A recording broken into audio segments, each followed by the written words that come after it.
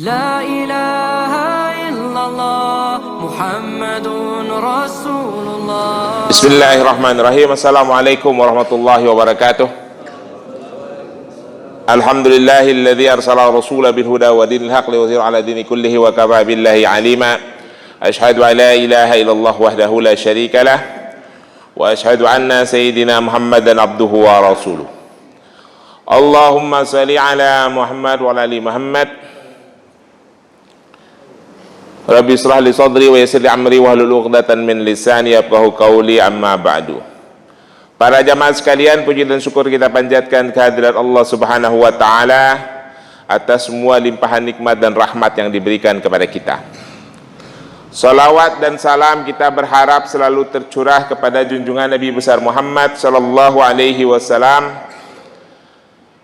kepada keluarganya, kepada para sahabat, tabi'in, tabi'ut tabi'in, para ulama yang telah mentorehkan ilmunya dalam kitab-kitab yang kita pelajari yang sampai kepada kita sampai hari ini, kepada seluruh umatnya, termasuk kita insyaallah yang ada di masjid ini akan mendapatkan syafaat di hari akhir nanti. Karena tadi Ustadz Amin Imam mengingatkan kita dengan bacaan surah neraka itu kebanyakan isinya jin dan manusia. Mudah-mudahan kita bukan dari bagian yang dibacakan sama Ustadz Amin tadi. Kasratu minal jinni wal insi. Kenapa begitu? Karena manusia, kata ayat itu, punya hati tapi tidak bisa mengambil hikmah, tidak bisa mengambil pelajaran. Jadi jangan sampai kita itu bagian dari yang memenuhi neraka. Insya Allah tidak ya bapak-bapak sekalian. Amin. Baik, kita lanjutkan kajian hadis. Hari ini kita masih membaca bab yang sama, kitab Sahih Bukhari jilid pertama, ya. Babnya masih bab yang sama, Kitabul Ilmi. Hadis yang akan kita baca hadis nomor 99. Bismillahirrahmanirrahim. Hadatsana Ismail ibnu Abi Uwais qala hadatsani Malik an Hisham an ibnu Urwah an abihi an Abdullah ibnu Umar ibnu As qala sami'tu Rasulullah sallallahu alaihi wasallam yaqulu inna allaha la yaqbidul ilma intiza'an yantazi'uhu minal ibadi walakin yaqbidul ilma bighabdil ulama hatta idha lam yubgha aliman takhadha an-nasa ru'usa'an jahulan fasu'ilu fa'aktu bighairi ilm fadalu wa adalu. Para jamaah sekalian, ini adalah hadis yang pernah saya sampaikan beberapa kali di majelis ini, di majelis-majelis di At-Taubah. Ya. Jadi dalam Sahih Bukhari nomor 99 di bab ilmu ini, Rasulullah sallallahu alaihi wasallam menyampaikan sebuah hadis.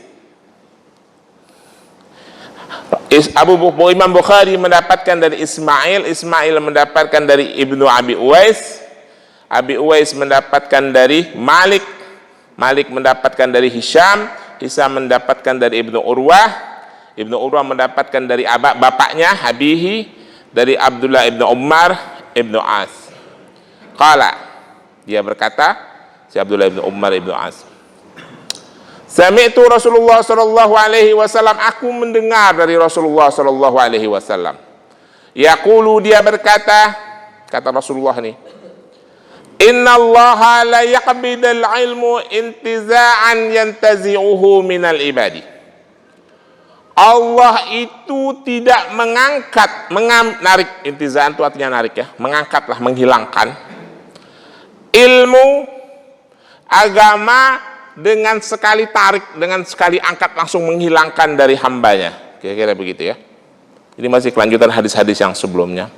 Jadi ilmu agama itu tidak dihilangkan secara tiba-tiba oleh Allah dari muka bumi, dari otak dan hati hamba-hamba Allah kaum muslimin. Walakin yaqbidul ilma biqabdil ulama, tetapi menghilangkannya secara bertahap, secara gradual, dengan mewafatkan para ulama-ulama yang benar. Hatta idza lam yubqa aliman, sampai di suatu masa manusia tidak lagi menjumpai orang alim. Gak ada orang alim yang bisa ditanya. Takhadhan nasa ru'usa'an jahulan, maka manusia akan menjumpai, menemui rais. Rais itu artinya pemimpin. Pemimpin formal maupun pemimpin informal, ya. Ru'usa'an, pemimpin jahulan. Jahil itu artinya bodoh, jahulan itu bodoh gitu ya. Fasu'ilu, lalu pemimpin-pemimpin yang tidak berilmu itu ditanya tentang berbagai hal oleh umat. Fa'aktu bi ghairi ilmin, maka mereka berfatwa tanpa didasari ilmu pengetahuan. Fadalu wa adalu, maka itu pemimpin-pemimpin adalah pemimpin-pemimpin yang sesat, sekaligus mereka menyesatkan. Saudara-saudara para jamaah sekalian, maka Allah Subhanahu wa ta'ala dalam hadis ini Rasulullah menjelaskan akan mencabut ilmu agama itu dari para ulama. Ulamanya diwafatkan satu persatu. Dengan diwafatkannya ulama, maka ilmu akan berkurang. Karena saya pernah menyampaikan ya, bahwa ilmu agama itu bukanlah literasi. Ini bukan kayak begini nih. Kayak begini tinggal baca sendiri. Ada yang mengerti bahasa Arab, baca aja kita juga paham. Tapi perlu bimbingan. Saya pernah menjelaskan kemarin, ilmu agama itu ada tiga tahapan. Yang pertama adalah hidayah, yang kedua adalah ilmu, yang ketiga adalah hikmah. Kalau hidayah itu bisa sebabnya datangnya dari Allah, tapi sebabnya bisa karena perantaraan orang alim, bisa pula karena perantaraan orang awam, seperti yang saya contohkan minggu lalu. Tapi kalau sudah ilmu dan hikmah, itu murni otorisasinya ulama yang bisa mengetahui, yang bisa mengupas. Kita tidak paham, ya. Kalau teksnya ada, bisa dibaca, tapi pengertiannya yang tidak ada. Kenapa begitu? Karena ilmu agama itu adalah amaliyah, bukan sekedar teori. Contoh ada sholat aja, sholat 5 waktu. Kita tahu sujud dan ruku itu dari nas atau dari contoh.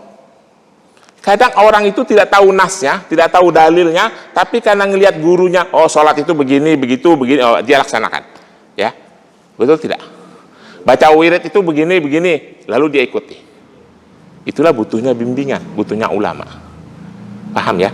Saya mau kasih contoh satu nih Pak. Nih, lihat. Ini kan kitab Sahih Bukhari nih. Ini kitab Sahih Bukhari nih, bacanya tuh Sahih Bukhari jilid 1. Menurut bapak-bapak sekalian, ini hadisnya sahih semua apa tidak? Ternyata tidak Pak. Walaupun ini Sahih Bukhari, tidak semua hadis yang ada di sini itu sahih. Itulah peran ulama, bimbingannya kita butuhkan untuk menelaah literasi dalil-dalil yang ada dalam ilmu agama. Maka dari itu, banyak orang yang mengalami penyimpangan ajaran agama yang berdasarkan dari penyimpangan pemahaman dalil-dalil agama itu sendiri. Dalil Al-Quran, pengertiannya disalahartikan lalu dilaksanakan. Contoh ya, ini saya kasih contoh Pak. Ini hadis kelanjutan, tadi hadis 99, sekarang kita baca hadis nomor 105. Nih, sebagai contoh bahwa kita membutuhkan ulama. Dalam Sahih Bukhari ini hadis nomor 105 kita baca. Hadatsana Abdullah ibnu Abdul Wahhab. Qala hadatsana Hamad an Ayyub an Muhammad an ibnu Abi Bakr an Abi Bakr dzakara Nabi sallallahu alaihi wasallam qala fa inna dima'akum wa amwalakum qala Muhammad wa ashabuhu qala a'radukum alaikum haramakum ka haramati yaumikum hadha bi syahrikum hadha yuballighu syahida minkum ghaiban wa kana Muhammad yaqulu sadaqa Rasulullah sallallahu alaihi wasallam. Jadi Rasulullah ngomong begini. Hadis nomor 105 dari Abdullah ibnu Abdul Wahhab. Qala meriwayatkan kepada kami Hamad dari Ayyub dari Muhammad ibnu Abu Bakar dari Abu Bakar. Dia berkata, zakara Nabi sallallahu alaihi wasallam, Rasulullah menyampaikan, mengingatkan, fa inna dima'akum, sesungguhnya darahmu, hartamu, kehormatanmu haram bagi kalian. Maksudnya jangan terjadi pertumpahan darah, jangan terjadi permusuhan dan sebagainya. Kama harama yaumikum hadza, seperti haramnya hari-harimu pada hari ini dan pada bulan-bulan ini, maksudnya adalah bulan haram. Rasulullah berpesan, hadza balighu syahida minkum ghaiban. Rasulullah selalu berpesan, menyampaikan hadis, sampaikan hadis-hadis, tahu pesan-pesan yang aku sampaikan kepada orang-orang yang tidak hadir di majelis ini. Kira-kira gitu ya. Nah, sekarang saya mau tanya, Pak. Ini kan hadis ada di Sahih Bukhari, ya. Ini hadis sahih bukan? Ternyata bukan. Saya kasih contoh nih, Pak. Hadis ini Bukhari, perhatikan baik-baik ya, biar kita paham bahwa kita butuh ulama. Hadis ini Bukhari mengambil dari Abdullah ibnu Abdul Wahhab. Abdullah ibnu Abdul Wahhab itu adalah kalangan tabi'ut tabi'in akhir yang wafat tahun 228 Hijriyah. 228 Hijriah. Berarti bersisi berapa tahun dari masa Rasulullah? Sekitar 200 tahun. Rasulullah wafat tahun berapa? Sekitar tahun 10 Hijriah. Ya. Nah, lalu dari masa rentang 200 tahun itu cuma ada periwayat Abdul Wahhab, Hamad, Ayyub, Muhammad ibnu Abu Bakar, dan Abu Bakar. 5 orang. 1, 2, 3, 4, 5. Mungkinkah dalam rentang waktu 200 tahun hadis itu berpindah periodenya cuma 5 orang? Nggak mungkin, Pak. Berarti ada orang-orang yang tidak disebutkan dalam sanad hadis ini. Kalau tidak ada, berarti ada sanad orang-orang yang tidak dituliskan di sini. Kalau tidak dituliskan, berarti itu hadisnya hadis yang terputus periwayatannya. Namanya hadis munqati. Kalau itu hadis munqati, berarti itu hadis dhaif, bukan hadis sahih.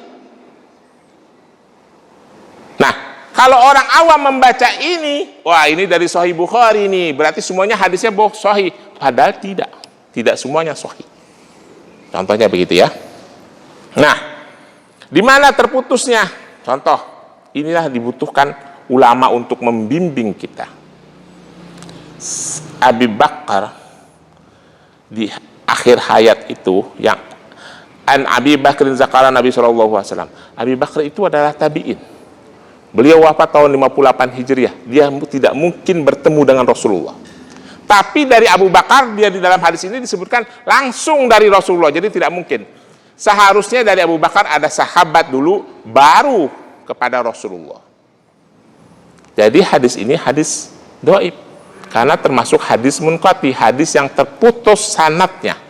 Nah, kalau tidak dibimbing oleh para ulama, kita tidak tahu ini hadis sahih. Ini kita tidak tahu kalau ini adalah hadisnya hadis dhaif. Itu contoh ya, Pak. Maka dari itu kita membutuhkan peran ulama untuk membimbing kita. Jelas? Jelas ya? Sekarang kita lanjutkan lagi. Hadis nomor 103. Ini penting ya, Pak. Penting nih buat kita semua nih, terutama orang-orang yang sudah mulai gemar untuk berdakwah. Kita baca hadis nomor 106 dan 107.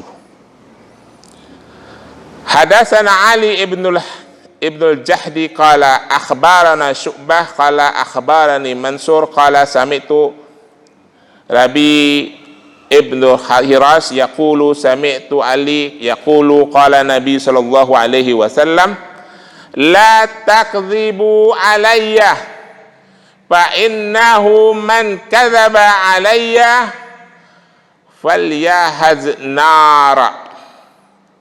Kata Rasulullah begini, ini penting. Jangan sekali-kali kalian berdusta atas namaku.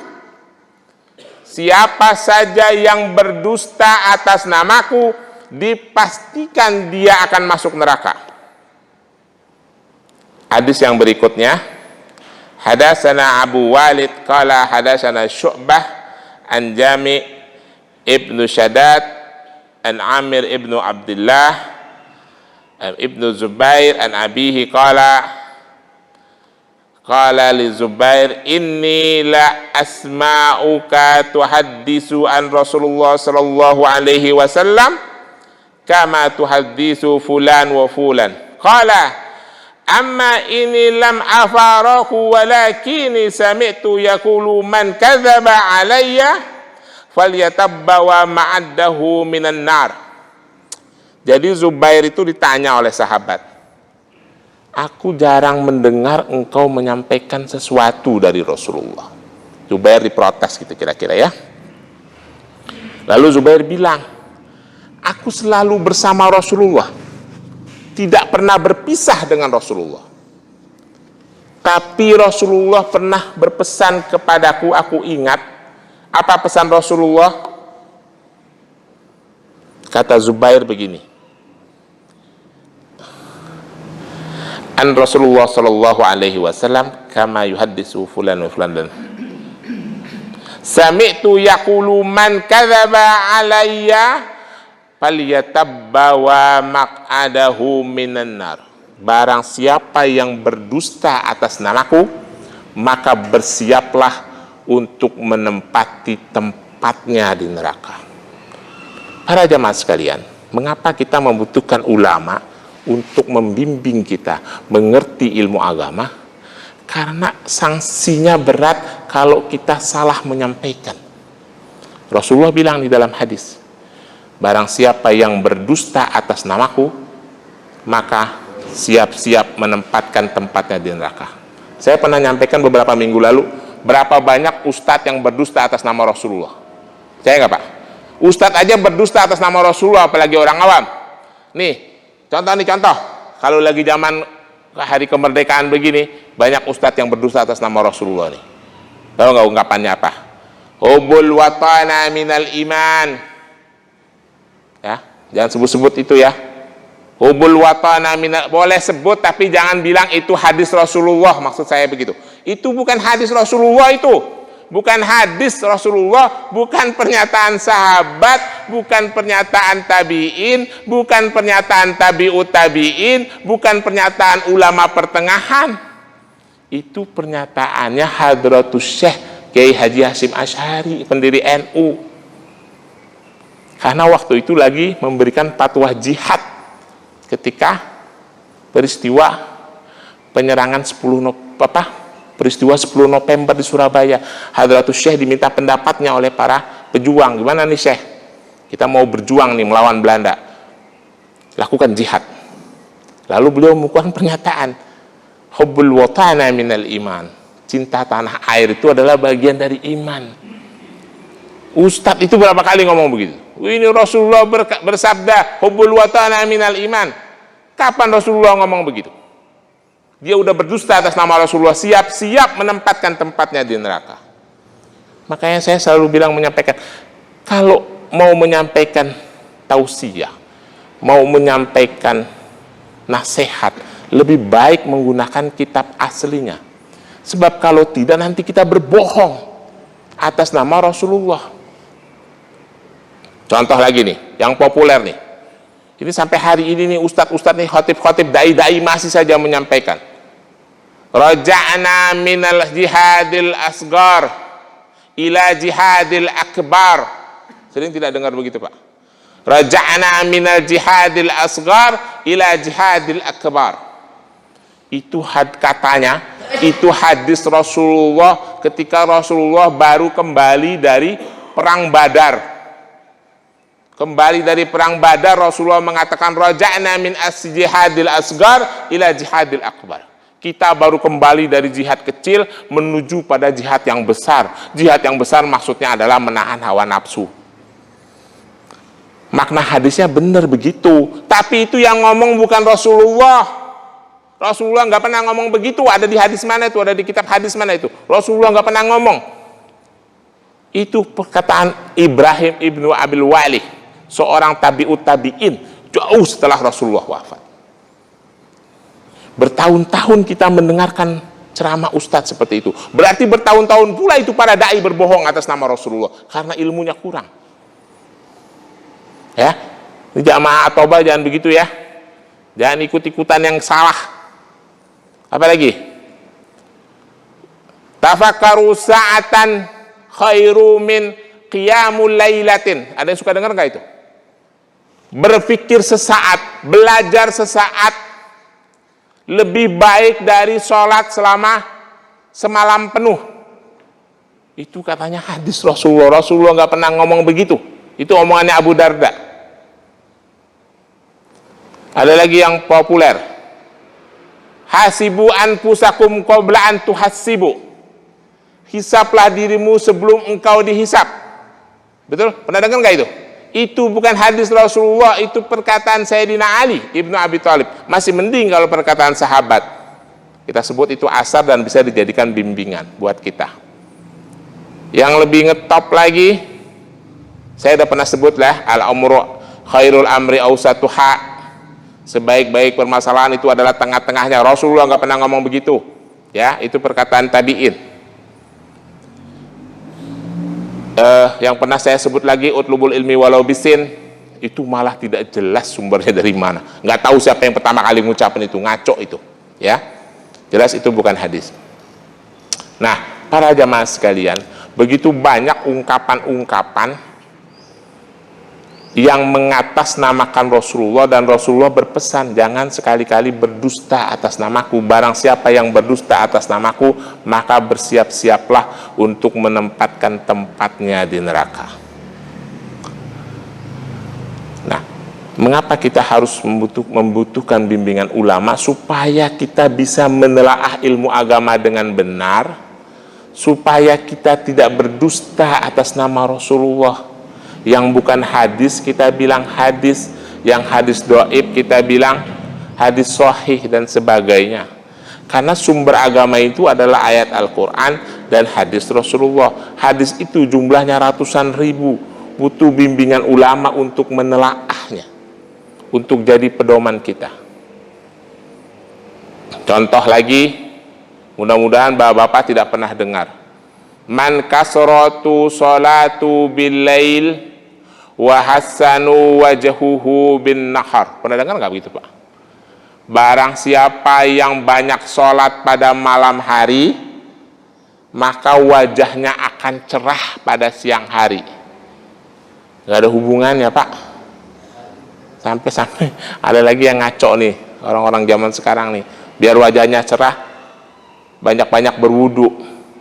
Wudu itu adalah syarat untuk melaksanakan sholat, bagian dari kaidah fikih untuk melaksanakan ibadah, menjaga kesucian. Gak ada hubungannya dengan wajah yang cerah. Orang Afrika kalau wudu wajahnya cerah apa kagak? Mas Fajar itu kagak wudu, mau Pak Haji Sugiarto wudu tetap aja cerahan Mas Fajar, masih muda dia. Ya, Pak Haji Sugiarto udah tua, udah keriput. Ini beragama itu pakai logika, Pak. Kagak usah pakai berwudu. Orang-orang Kaukas ya, orang-orang ras Kaukas, wajahnya cerah-cerah, emang kulitnya bagus. Jadi kita itu beragama pakai logika, pakai ilmu. Gak ada hubungannya dengan itu. Itu ya. Contoh lagi nih, kalau ini ayat Al-Quran nih. Mudah-mudahan gak ada yang tersinggung ya. Sekali lagi mohon maaf, mudah-mudahan gak ada yang tersinggung ya. Kan ada ayat Al-Quran yang berbunyi simahum fi wujuhihim min asari sujud. Contoh nih ya, simahum fi wujuhihim min asari sujud. Engkau akan melihat di wajahmu tanda-tanda sujud. Ini contohnya. Bukan ini ya Pak, jangan salah nih. Ayat itu menjelaskan tentang wajah orang-orang yang bersinar, bercahaya dari hamba-hamba Allah yang melaksanakan sholat di dunia, akan bercahaya wajahnya di hari akhir, di yaumul hisab. Ya, itu maksudnya simahum fi wujuhihim min asari sujud. Engkau akan melihat nanti di hari yaumul hisab wajah-wajah yang bercahaya sebagai tanda bahwa dia itu adalah ahli-ahli sholat di dunia. Ahli sholat di dunia, wajahnya akan bercahaya di akhirat. Itu maksud ayat itu. Bukannya tanda yang jidat yang ndase irang, bukan. Paham? Ini ndah saya juga irang nih, lihat nih. Tapi karena rajin sholat, enggak Pak. Sholatnya saya biasa. 5 waktu cuma 5 kali tambah rawatib udah. Kadang-kadang tahajud, kadang-kadang enggak. Kok bisa hilang? Ya karena saya gemuk terus kapalan. Dan itu aja jawabannya. Beragama itu pakai logika. Tuh. Kok bisa hitam Pak Ubay? Karena gemuk saya itu, berat badan saya, jadi kapalan. Bapak lihat aja tuh betis bapak-bapak sama siru, pasti kapalan semua. Sama dengan das, sama kening. Ya. Jadi harus memahami agama itu dengan konteks yang benar, dengan logika yang benar, dengan literasi yang benar, dengan tafsir yang benar, dengan pengantar hadis yang benar pula. Maka dari itu, mudah-mudahan nggak ada yang tersinggung nih dengan omongan saya ya. Kalau nggak percaya baca ayatnya, buka tafsirnya, silahkan. Ya, karena banyak ustadz juga yang salah. Kalau ditanya, Pak Ustadz, benar tidak sih? Di YouTube lagi, ustadz terkenal lagi. Tanda-tanda sholat itu terlihat di wajah. Oh iya, ayatnya ini disebutin, ayatnya itu, ya Allah ya Karim, sebegitu dangkalnya ilmu dia. Rasulullah jidatnya hitam nggak Pak? Enggak. Itu syekh-syekh di Saudi itu banyak yang jidatnya tidak hitam, malah wajahnya bening-bening. Itu karena kapalan. Habib-habib itu apa kurang sholatnya itu, kagak ada yang jidatnya irang. Ya. Jadi ayat itu simahum fi wujuhihim min asari sujud itu nanti kelihatan di akhirat, di yaumul hisab, bahwa dia itu ahli ibadah itu wajahnya bercahaya nanti, bukan di dunia. Ya, itulah mengapa, itulah bukti bahwa kita membutuhkan ulama untuk membimbing kita supaya kita bisa memahami agama dengan benar. Nah, pesan moralnya sebelum ulama-ulama itu pada wafat, kalau wafatnya ulama itu ilmu diangkat, maka dari itu belajar agamalah dengan baik dan benar dari sumber yang benar kepada orang yang benar. Saya sudah berkali-kali mengatakan, sudah jangan terlalu banyak-banyak buang waktu, kita udah pada tua ini.